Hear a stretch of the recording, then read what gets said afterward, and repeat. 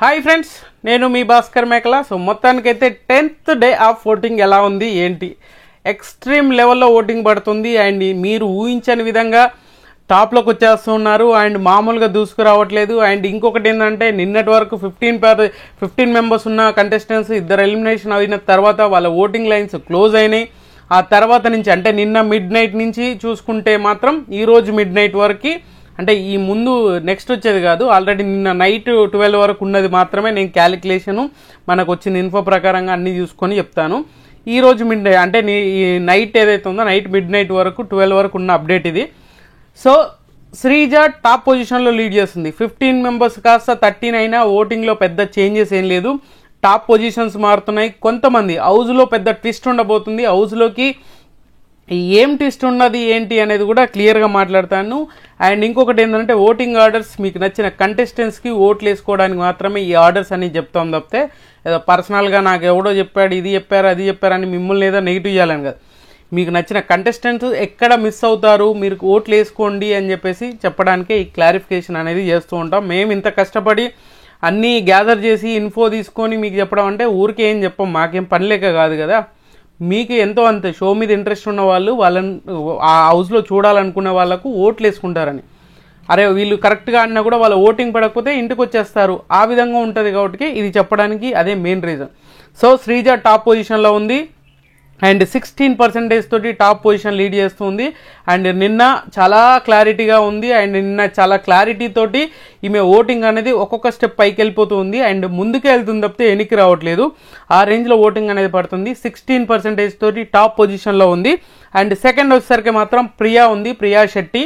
So Priya Shetty కూడా చాలా అంటే చాలా ఎక్కడో 8th 9th పొజిషన్లో ఉంది ఓటింగ్ ఆర్డర్ స్టార్ట్ అయినప్పుడు. సో ఇప్పుడు చూసుకుంటే మాత్రం సెకండ్ పొజిషన్కి వచ్చింది ప్రియా శెట్టి. సో ఈమెకు 14% ఓటింగ్ పడుతుంది. బట్ ఈమెకు ఖచ్చితంగా మీరు అనుకున్నా లేకున్నా ఈమె కొంచెం నాకు తెలిసినంత వరకు మేనేజ్మెంట్ కోటా అంట. బట్ కొంత ఫేవరిజం ఉంటుంది అని అంటే నాకు తెలిసినంత వరకు ఇప్పటి వరకు చాలా బ్రెయిన్తో ఆడినట్టు అనిపించింది. అండ్ ఇంకొకటి ఏంటంటే, ఏదైనా చెప్పాలనుకున్నప్పుడు స్ట్రేట్ ఫార్వర్డ్గానే చెప్తూ ఉంది అనమాట. తనకి ఏదైనా టాస్క్లు వచ్చినప్పుడు కానీ ఏదైనా ఇప్పుడు షకీబ్ తోటి మాట్లాడినప్పుడు షకీబ్తో సెట్ అవ్వట్లేదు, వైబ్ కలిసి వస్తలేదు అని చెప్పినప్పుడు స్ట్రేట్ ఫార్వర్డ్నెస్ ఉంది. బట్ స్టిల్ నౌ నాకు అనిపించింది ఎందుకో అనిపిస్తుంది. బట్ ఈమె ఓటింగ్ కూడా చాలా బాగా పడుతుంది అండ్ చాలా జెన్యున్గానే ఓటింగ్ పడుతుంది. చాలామంది అనుకుంటున్నారు ఏదో పిఆర్ స్టంట్లీ చేస్తున్నారని. కాదు, ఈమె అఫీషియల్ ఓటింగ్లో కూడా సెకండ్ పొజిషన్లోనే ఉంది. మ్యాక్సిమం గుర్తుపెట్టుకోండి, నేను చెప్పాను అని అంటే మ్యాక్సిమం అదే పొజిషన్లో ఉన్నట్టే ఆలోచించుకోండి. మీకు నచ్చిన కంటెస్టెంట్కి ఇప్పుడు రోజు రోజుకి మారిపోతుంది అని అంటే ఏదైనా జరగవచ్చు. అందుకే మీరు ఖచ్చితంగా ఓట్లు వేసుకోవాలని చెప్పేది దానికోసమే. తర్వాత వచ్చేసరికి షకీబ్ ఉన్నాడు. షకీబ్ ఓటింగ్ కూడా చాలా ముందుకెళ్తూ ఉంది.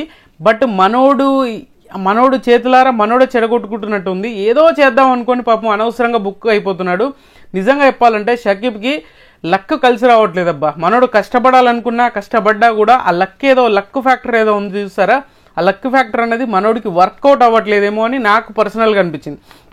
బట్ మనోడు కూడా చాలా బాగా ప్రమోట్ చేస్తున్నాడు, చాలా బాగా ఓటింగ్ అప్పీల్స్ అడిగిపిస్తున్నాడు, సోషల్ మీడియా ఇన్ఫ్లుయెన్సర్స్ని కూడా బాగా యాక్టివ్ చేశాడు. అయినా కూడా ఓటింగ్ అనేది టాప్ పొజిషన్ స్టార్టింగే టాప్ పొజిషన్ లీడ్ చేశాడు. సడన్గా డౌన్ అయిపోయాడు. మరి ఏం జరిగిందో ఏందో అని ఏం లేదు, ఎందుకంటే కంటెంట్ పెద్దగా రావట్లేదు. ఇంకోటి ఏంటంటే, జనాలు ఈయన కంటే ఎక్కువ మంది ఆడియన్స్ నోట్లో నానుతూ ఉన్నారనమాట. సో ఎక్కువ మంది ఎవరినైతే ఎక్కువ గుర్తు చేసుకుంటారో వాళ్ళకి వేయాలని అనుకుంటారు, ఆటోమేటిక్గా చెయ్యి అక్కడికి వెళ్ళి ఓటింగ్ అనేది వేస్తూ ఉంటారు. సెకండ్ తర్వాత థర్డ్ షకీబ్ ఉన్నాడు. ఫోర్త్ వచ్చేసరికి పవన్ ఉన్నాడు. సో పవన్ కూడా 10% ఓటింగ్. పాపం మనోడు చాలా రోజులు ఫస్ట్ పొజిషన్లో ఉన్నాడు, అయినా కూడా మనోడి వర్కౌట్ ఏందో తెలియదు కానీ పెద్ద ఓటింగ్ స్టేబుల్ ఓటింగ్ పడ్డా కూడా అనుకున్నంత రేంజ్లో అయితే రావట్లేదు. సో మనోడు కంటెంట్ అయితే ఖచ్చితంగా లేదు. బట్ ఏంటంటే, ఈ కంటెంట్ యూజ్ అవుతుందా లేదో తెలియదు కానీ మొత్తానికి వీళ్ళకు ఒక ఆపర్చునిటీస్ వచ్చినప్పుడు దాన్ని కరెక్ట్గా యూటిలైజ్ చేసుకోగలగాలి. ఇంకోటి ఏంటంటే, ఆల్రెడీ షో అయిపోయింది, ఇప్పుడు అందరు ఖాళీగానే ఉన్నారు కదా. వీళ్ళ ప్రమోషన్ అనేది అండ్ సోషల్ మీడియా యాక్టివ్నెస్ కొంతవరకు చెప్పుకోవడానికి ట్రై చేయాలి. ఏదో ఇన్స్టా లైవ్లో ఏదో ఒకటి ఏదో విధంగా ఆడియన్స్ కనెక్ట్ అయ్యేటట్టుగా ఉంటే బెటరు. అది చాలామంది మిస్ చేస్తున్నారు. ఏదో ఇన్స్టాగ్రామ్లో ఒక రీల్ పెట్టేసి వదిలేసినట్టుగా ఎక్కువ పబ్లిసిటీ చేసుకోవట్లేదు, ఎక్కువ ప్రమోట్ చేసుకోవట్లేదు నాకు అనిపించింది. సో పవన్కి 10% ఓటింగ్ తోటి 4th పొజిషన్లో ఉన్నాడు. సో తర్వాత ఆర్మీ పవన్ ఉన్నాడు. ఆర్మీ పవన్ టాప్ 5లోకి వచ్చాడు. నేను ఆల్రెడీ నిన్న కూడా చెప్పాను టాప్ 5 రేస్లోకి మళ్ళీ వచ్చాడు అని చెప్పేసి. టాప్ 5లోకి మనోడు పవన్ ఉన్నాడు. ఆర్మీ పవన్ 9% ఓటింగ్ తోటి. సో మనోడికి కూడా నిజంగానే షకీబ్ లాగానే తయారైంది. మనోడు లక్ ఫ్యాక్టర్ కూడా పనిచేయట్లే. ఇంకోటి ఏంటంటే ఆపర్చునిటీస్ ఎక్కువ రావట్లేదు మనోడికి. ఫస్ట్ వచ్చినంత ఫస్ట్ ప్రూవ్ చేసుకున్నట్టుగా సెకండ్ ఇప్పుడు రాను రాను ఏమైపోతుందో మనోడికి ఆపర్చునిటీస్ తగ్గిపోతున్నాయి. బట్ చేసిన దాంట్లో ఈయనకంటే బెస్ట్ చేసేవాళ్ళు ఉన్నారు. సో ఆ విధంగా మనోడికి అటు ఇటు అవుతుంది. బట్ అనుకున్నంత మనం ఏదైతే ఎక్స్పెక్టేషన్ పెట్టుకున్నామో ఆ ఎక్స్పెక్టేషన్ అయితే ఖచ్చితంగా పవన్ దగ్గర నుంచి రావట్లేదు మనకు అవుట్పుట్ అయితే. సో మనోడికి 9% ఓటింగ్ తోటి 5th పొజిషన్లో ఉన్నాడు. సో ఇక్కడ వరకు 5th పొజిషన్ వరకు ఆరామ్సే అనుకుంటున్నాం కదా, అలా ఏం లేదు. అందరికీ మైనర్ డిఫరెన్సెస్ మాత్రమే ఉన్నది. అండ్ తర్వాత వచ్చేసరికి మనీష్ ఉన్నాడు 6th పొజిషన్లో. మనీష్ కూడా చాలా బాగా ఈ ప్రీవియస్గా 2 ఎపిసోడ్స్ నుంచి చాలా బాగా ఆడుతున్నాడు, చాలా బాగా యాక్టివ్గా ఉన్నాడు. ఈ పర్సన్ మనకు బిగ్ బాస్ హౌస్లోకి వెళ్ళాలి ఉంటే బాగుంటుంది, ఒక స్ట్రాటజీ అయినా కూడా మనోడు చాలా యాక్టివ్గా ఏ సిచ్యువేషన్ అయినా చాలా బాగా తొందరగా గ్రాఫ్ చేయగలడు అనే సిచ్యువేషన్ ఉంటుంది. సో మర్యాద మనీష్ కూడా 8% ఓటింగ్ తోటి మనోడు అయితే 6th పొజిషన్లో ఉన్నాడు. సో చాలా అది మనోడు ఎక్కడో పాతాంలో ఉన్న అతను డైరెక్ట్గా ఒక్కొక్క స్టెప్ ఎక్కుకుంటూ వచ్చినట్టుగానే అనిపించింది. అండ్ తర్వాత వచ్చేసరికి మాత్రం దివ్య ఉంది, దివ్యా నిఖిత. ఈమె కూడా 8% ఓటింగ్ తోటి 7th పొజిషన్లో ఉంది.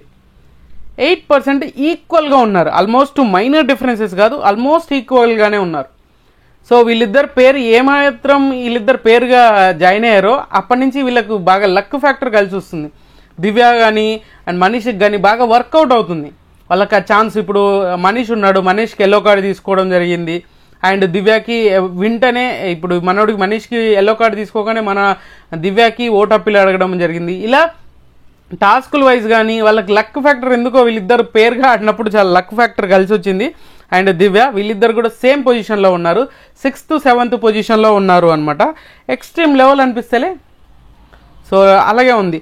తర్వాత వచ్చేసరికి 6th 7th 8th పొజిషన్ వచ్చేసరికి మాత్రం మన హరీష్ ఉన్నాడు, మాస్క్ మ్యాన్ హరీష్ ఉన్నాడు. మాస్క్ మ్యాన్ హరీష్ ఎంత బాగా కంటెంట్ ఇవ్వాలనుకున్నా ఏదో ఒక ఎండ్ ఆఫ్ ది పాయింట్ ఉంటుంది చూసారా, ఆ పాయింట్ దగ్గరకు వచ్చేసరికి మనోడు నెగిటివ్ అయిపోతున్నాడు. అది పాజిటివిటీ ఎంత తీసుకురావాలనుకున్నా, జనాలు ఎంత అజ్జేయాలనుకున్నా కూడా ఎక్కడో తెలియని ఒక డాట్ ఆ మనోడిని ఆ లైన్కి అవతలకి తీసుకెళ్తుంది. సో అది ఒక్కటి కంట్రోల్ అవుతే బాగుంటుంది. బట్ ఇప్పుడు ఏం చేయలేం. నేను చెప్పేది అది కూడా ఆల్రెడీ అయిపోయిన దాని గురించి ఇప్పుడు ఏం చేయలేం. ఇప్పుడు రేపు జరిగేది ఉందనుకోండి, అట్లీస్ట్ వాళ్ళకు ఒక యూజ్ అని ఉంటుంది, అట్లీస్ట్ ఏదో విధంగా వాళ్ళకి హెల్ప్ అవ్వడానికి ఉంటుంది. ఆల్రెడీ కంప్లీట్గా అయిపోయింది, షో అయిపోయి ఇప్పుడు టెలికాస్ట్ అవుతుంది కాబట్టి ఏమైనా చేయొచ్చు. హరీష్ 8th పొజిషన్లో ఉన్నాడు. అండ్ 9th పొజిషన్లో వచ్చేసరికి మాత్రం నాగ్ ఉన్నాడు. నాగ్కి కూడా ఎక్స్ట్రీమ్ లెవెల్ ఓటింగ్ పడుతుంది అబ్బా. 2% 3% నుంచి 5%కి వచ్చాడు, ఏకంగా 6%కి వచ్చిండు. మనోడు 9th పొజిషన్. హరీష్కి నాగ్కి ఇద్దరికి ఈక్వల్ ఓటింగ్ పడుతుంది.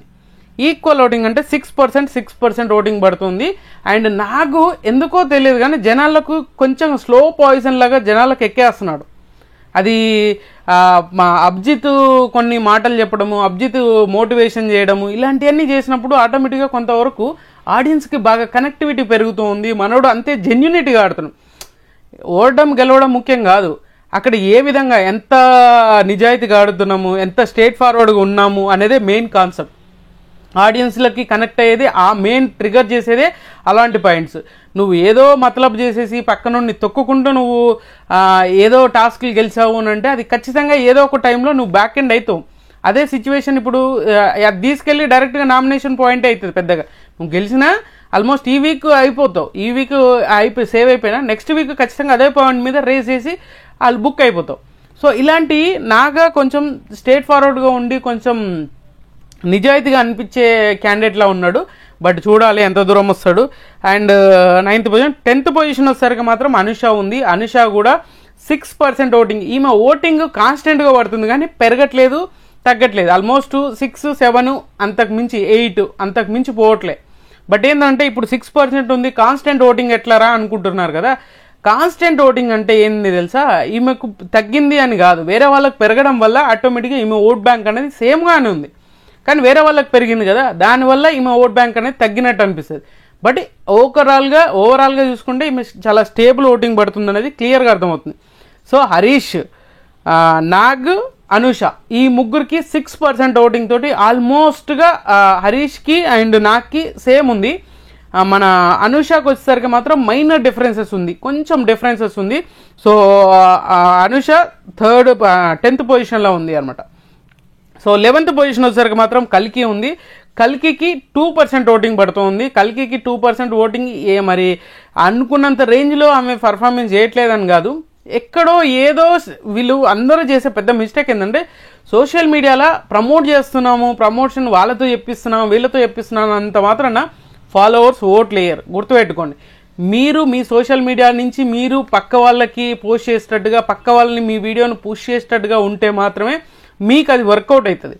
వేరే వాళ్ళతో చెప్పించి వీళ్ళు అలా ఇలా అని చెప్పినంత మాత్రాన ఓట్లు పడవు. గుర్తుపెట్టుకోండి, ఇన్స్టాగ్రామ్ ఫాలోవర్స్ ఎవరు ఓట్లు వేయడం చాలా కష్టం.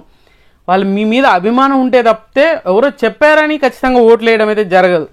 సో అది గుర్తుపెట్టుకోండి. అరే వాళ్ళు ఒక వీడియో పెట్టినంత మాత్రం 2 lakhs 3 lakhs చూసారు అని అంటే అటు 2 lakhs 3 lakhs మంది వచ్చి మీకు ఆ జియో హాట్‌స్టార్లో ఓట్లు వేయరు. ఆయన మీద అభిమానంతో చూస్తుండొచ్చు, ఈమె మీద అభిమానంతో చూస్తుండొచ్చు, ఇలా ఉంటుంది తప్పితే మీరు పర్టికులర్గా అరే మన వాళ్ళు పెట్టారు కదా ఖచ్చితంగా ఓట్లు వేసేద్దాం రా అనేంత ఉండదు. సో ఇది ఎందుకనంటే మీరు కామనర్స్గా వెళ్ళారు కాబట్టి అంత పర్టికులర్గా షో ఉన్నట్టుగా చాలామందికి తెలియట్లే. ఫస్ట్ థింగ్, కల్కికి 3% ఓటింగ్, తర్వాత దివ్య శ్రేయ ఉంది, వీళ్ళకి 1% ఓటింగ్ అయితే నడుస్తూ ఉంది. సో ఇది ఓటింగ్ ఆర్డర్. సో మోస్ట్లీ ఎవరు పవన్ వరకు, మనీష్, దివ్య వీళ్ళ వరకు ఓకే. సో ఇక్కడ ట్విస్ట్, హౌస్లో జరిగే పెద్ద ట్విస్ట్ ఏంటి అనేది చెప్తానన్నాను కదా. హౌస్లో జరిగే ట్విస్ట్ ఏంటి అని అంటే, ఇప్పుడు బిగ్ బాస్ జడ్జెస్ ఉంటారు కదా, జడ్జెస్ ముగ్గురిని సెలెక్ట్ చేస్తారు అని అంట, అండ్ మిగతా ఓటింగ్ ద్వారా ముగ్గురిని సెలెక్ట్ చేస్తారు. ఓవరాల్గా 6 members బిగ్ బాస్ హౌస్లోకి కామనర్స్గా ఎంటర్ అవ్వబోతున్నారు. 6 members, ఒకరు కాదు, ఇద్దరు కాదు, ముగ్గురు కాదు, వాళ్ళు చెప్పిన 5 కూడా కాదు, ఏకంగా 6 members 6 అడుగు పెట్టబోతున్నారు బిగ్ బాస్ హౌస్లో. సో ఆలోచించుకోండి, ఇంతకంటే గొప్ప అవకాశం ఎప్పుడు వస్తుంది? మీరు ఎంత డైరెక్ట్గా బిగ్ బాస్ హౌస్లోకి వెళ్ళడానికి ఇంతకంటే గ్రేట్ ఆపర్చునిటీస్ అయితే రాదు నాకు తెలిసినంతవరకు. ఎందుకంటే 6 members కంటెస్టెంట్స్ని డైరెక్ట్గా మీరు కామనర్స్గా బిగ్ బాస్ హౌస్లోకి ఎంటర్ చేస్తున్నారంటే మీ లక్ ఫ్యాక్టర్, మీకు నచ్చిన కంటెస్టెంట్కి ఖచ్చితంగా బల్లగుద్ది చెప్తున్నా ఓట్లు వేసేసుకోండి. ఎందుకంటే వాళ్ళు ఖచ్చితంగా వెళ్ళే ఛాన్సెస్ అట్లీస్ట్ ఒక 50% ఉన్నది 90% దాకా వెళ్తుంది. సో గుర్తుపెట్టుకొని మీకు నచ్చిన కంటెస్టెంట్కి ఓట్లు వేసుకొని ఖచ్చితంగా ఇంకొక రోజే ఉంటుంది, మ్యాక్సిమం ఒక్కరోజే ఉంటుంది. ఆ తర్వాత అంతా క్లోజ్, రేపటి ఎపిసోడ్ తోటి కంప్లీట్ అవ్వబోతుంది బిగ్ బాస్ అగ్ని పరీక్ష. సో గుర్తుపెట్టుకొని మీకు నచ్చిన కంటెస్టెంట్కి ఓట్లు వేసుకోండి. నా మీద అరవడం వల్ల ఒరిగేది ఏమీ లేదు, నాకు వచ్చేది ఏమీ లేదు. ఏంటంటే మీకు ఇన్ఫర్మేషన్ ఇవ్వాలి, బట్ నాకు బిగ్ బాస్ మీద ప్యాషన్ తోటి మీకు చెప్పడానికి జరుగుతుంది తప్పితే లేదో మీకు ఏదో లేనిది రుద్దాల్సిన అవసరం నాకు లేదు పర్సనల్గా. సో గుర్తుపెట్టుకోండి. సో మీకు నచ్చిన కంటెస్టెంట్కి ఓటేసుకోండి. మీరు ఎవరికి ఓటేసారని కూడా కింద కామెంట్ చేయండి. సో ఖచ్చితంగా ఈ వీడియో మీకు నచ్చిందని కూడా నచ్చితే లైక్ చేయండి, షేర్ చేయండి, కామెంట్ చేయండి, సబ్స్క్రైబ్ అయ్యడం మర్చిపోద్దు. అండ్